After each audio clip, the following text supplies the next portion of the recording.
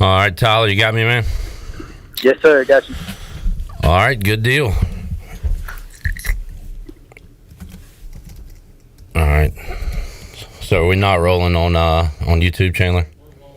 Okay. All right, cool. All right.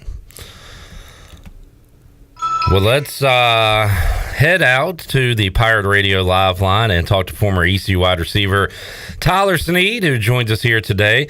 And haven't talked to Tyler in a while. Great to catch up with him. Tyler, how you doing, man?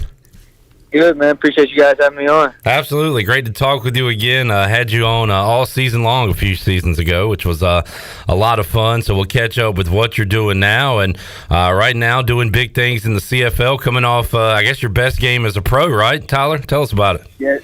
Yes, sir. Yes, sir. Very exciting game. Obviously wish we could have pulled out the win. But, it was an exciting time for me. So, 3 touchdowns? We've been previewing ECU opponents for this upcoming year, Tyler, and we talked ECU, SMU, and I'm sure, that's a game you won't forget, the one on the road where you had all those catches, all those touchdowns, and you were in the zone that. And, I felt like we had a good game plan in, and at the end of the day, everybody executed, and we got the job done.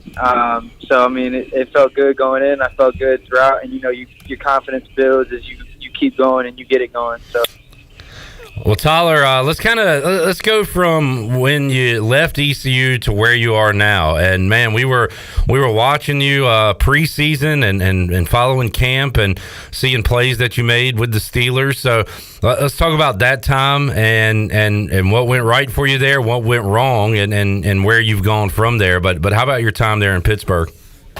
Yeah, no, my time was awesome there. I loved it.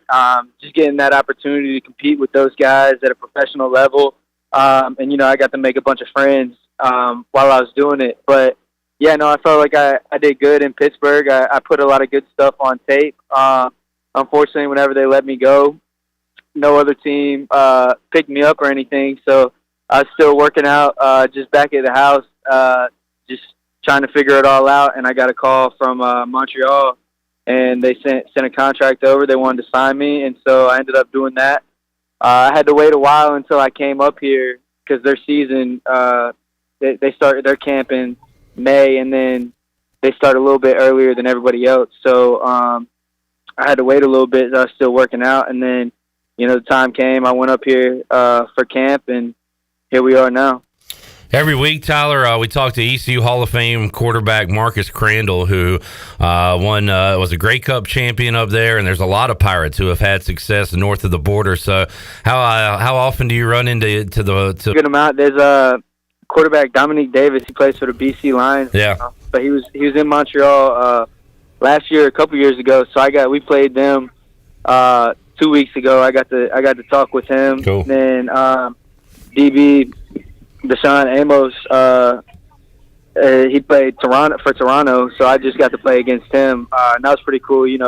Everybody loves ECU. Everybody's always a Pirate at heart. So it's good to see everybody and get a chance to compete against those guys. Yeah, famous Amos, a Grey Cup champion as well, and now Tyler trying to win one with Montreal. How about and Montreal, I believe, and look, I've never been there, Tyler. You can tell me more than I can tell you about it. A lot of French-speaking, French Canadians up there. So, is there any different cultures up there you got to get used to living up there? Yeah, no, it's a little different, and it is a French-speaking spot in Canada, but most of them speak English too. So it's not, it's not too bad. Like I can speak English to people and they'll understand and they'll speak it back. But I've been trying to touch up on a little bit of my French. Okay. I know a little bit. I got Duolingo, a little app on my phone. Trying to learn a little bit every day. But yeah, it's just awesome to get to experience something so different. and it's really doing day to day as you got a weekend off. I still come in the facility, get a lift in, and get some treatment. Maybe get on the field a little bit, but after that, I mean, we got the rest of the day off, and so there's one street that has got a whole bunch of stuff on it, a bunch of shops, a mall, just a bunch of eating spots, bunch to do. So me and a couple of the teammates will do that. We might go to somebody's house, cook out, do a little pool party. So it's fun. The bye week, we had one already, so this is our second one around, and so everybody's either going back home or staying here. But yeah, it's fun. It's been a fun time. How comparable are the facilities and training